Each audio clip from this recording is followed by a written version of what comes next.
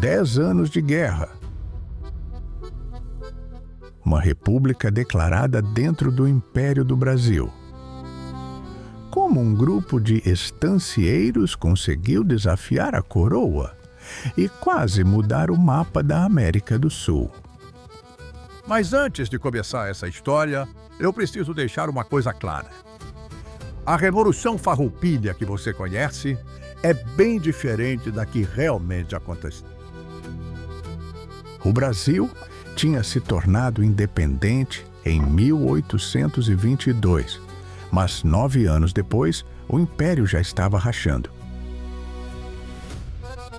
Em 1825, perdeu a Guerra da Cisplatina e viu o Uruguai se separar.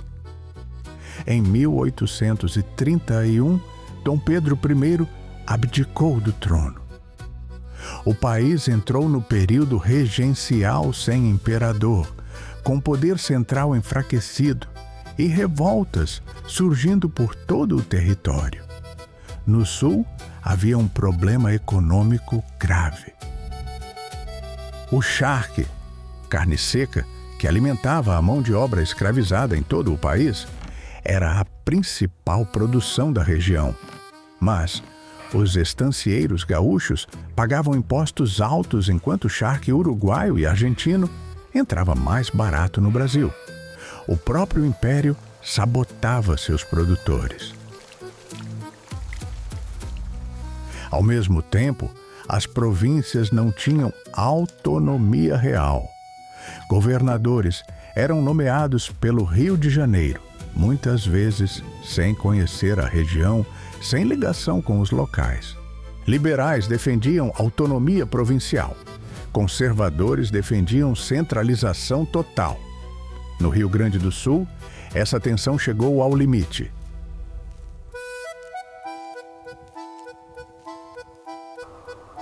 20 de setembro de 1835. Bento Gonçalves lidera tropas que tomam Porto Alegre. O presidente da província foge. Revolta política vira guerra.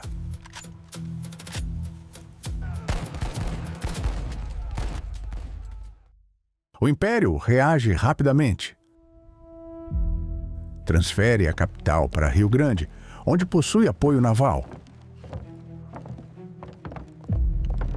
E isso muda completamente o equilíbrio do conflito.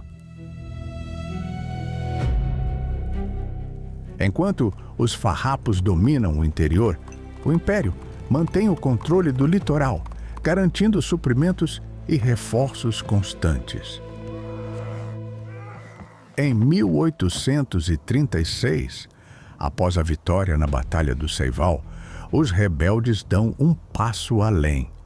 Proclamam a República Rio-Grandense. Agora, não era mais apenas uma revolta. Era um projeto político.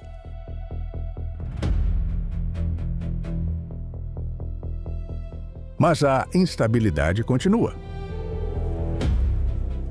Bento Gonçalves é capturado em uma emboscada ao tentar atravessar o rio Jacuí. Mesmo assim, o movimento não recua. E pouco tempo depois, ele foge da prisão e retorna ao sul. A guerra assume um formato irregular. Os farrapos conhecem o terreno, atacam e recuam.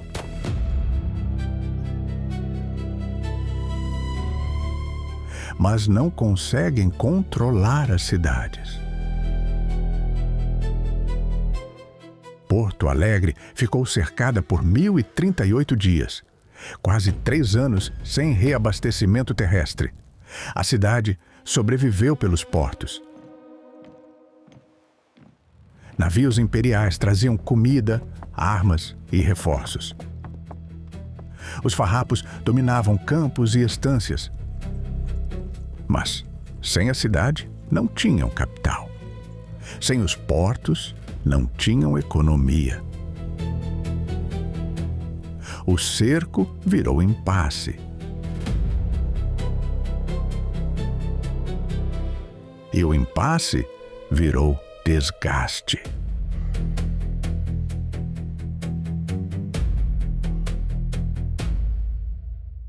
É aqui que a guerra ganha rosto.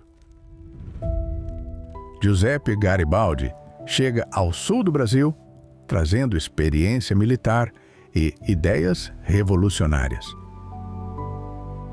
Um estrangeiro, lutando em uma guerra que não era dele. Anita Garibaldi rompe completamente com os padrões da época. Ela não assiste à guerra, ela entra nela. E é em meio ao avanço dos farrapos sobre Santa Catarina que essas duas histórias se encontram.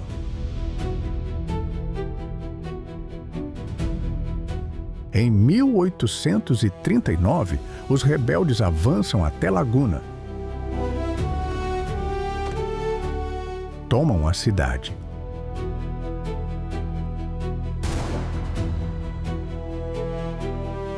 E proclamam a República Juliana. Ali, Giuseppe e Anita passam a lutar lado a lado. Mas aquilo só foi possível por causa de uma operação quase impossível. Sem acesso ao mar, os farrapos enfrentavam um problema impossível. Precisavam de navios de guerra, mas estavam no interior. A solução foi extrema. Construíram 2 bergantins completos. Navios de 25 metros com mastros, velas e canhões, no meio do mato. E então começaram a arrastá-los por terra. 84 quilômetros através de morros, vales e riachos, usando bois, cordas e centenas de homens. Levou semanas. Quando finalmente alcançaram a Lagoa dos Patos, os navios estavam danificados pelo trajeto, mas navegaram. Uma das operações mais improváveis de qualquer guerra. Mas por trás dessas histórias épicas, existe uma realidade mais complexa. Os líderes da Revolução eram grandes estancieiros. Defendiam autonomia, mas mantinham a escravidão. E dentro do próprio movimento havia conflitos. Comandantes mudavam de lado. Bento Manuel alternava alianças diversas vezes. Disputas internas enfraqueciam o movimento. A revolução não era uma unidade. Era um conjunto de interesses.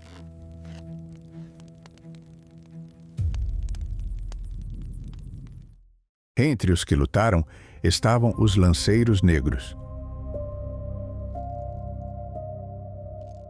Homens escravizados que receberam uma promessa: lutem conosco e serão livres. Eles lutaram, participaram de batalhas decisivas, enfrentaram a cavalaria imperial com lanças, mas a promessa nunca foi cumprida.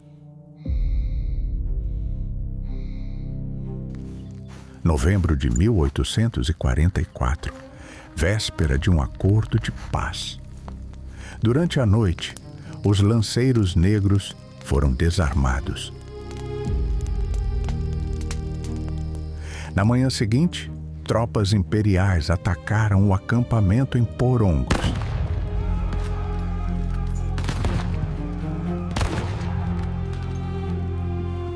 Centenas foram mortos, desarmados, indefesos. Até hoje, há debates sobre quem ordenou o desarmamento e se foi uma traição deliberada, mas o resultado não muda. Prometeram liberdade por lutar. Entregaram morte por conveniência. Enquanto isso, o conflito se arrastava, ano após ano, sem vitória, sem solução. As tropas estavam exaustas. Os recursos diminuíam. A economia enfraquecia. E o Brasil começava a mudar. Com a maioridade de Dom Pedro II, o Império recupera estabilidade e passa a concentrar forças no sul.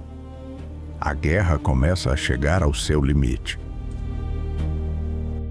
O fim da guerra não veio com uma grande batalha. Veio com uma estratégia. O Duque de Caxias assume o comando das forças imperiais e combina pressão militar com negociação. Isola os rebeldes, corta recursos e abre caminho para acordos. Aos poucos, a guerra deixa de ser viável.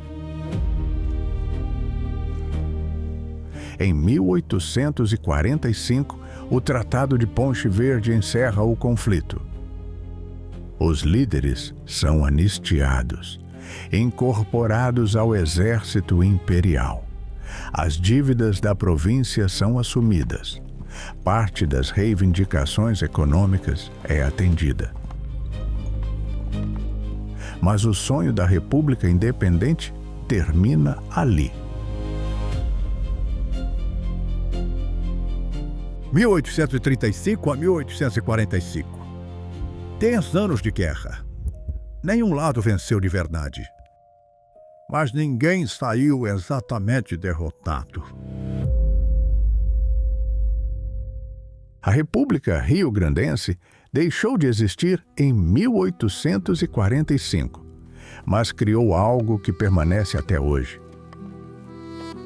20 de setembro é feriado estadual no Rio Grande do Sul. A bandeira farroupilha tremula ao lado da brasileira. Bento Gonçalves, Anita e Giuseppe Garibaldi são nomes de ruas, escolas e monumentos por todo o estado. A Revolução perdeu a guerra, mas venceu a memória. E talvez por isso o Rio Grande do Sul ainda se veja diferente do resto do Brasil. Não porque a história provou que eram, mas porque escolheram acreditar que são. Obrigado por assistir. Se você chegou até aqui, comente de que cidade você está assistindo. E se você deseja apoiar o canal, torne-se membro e ajude a escolher os próximos temas de vídeos. A sua contribuição é essencial para eu continuar trazendo cada vez mais conteúdo igual a este. Um abraço e até o próximo vídeo.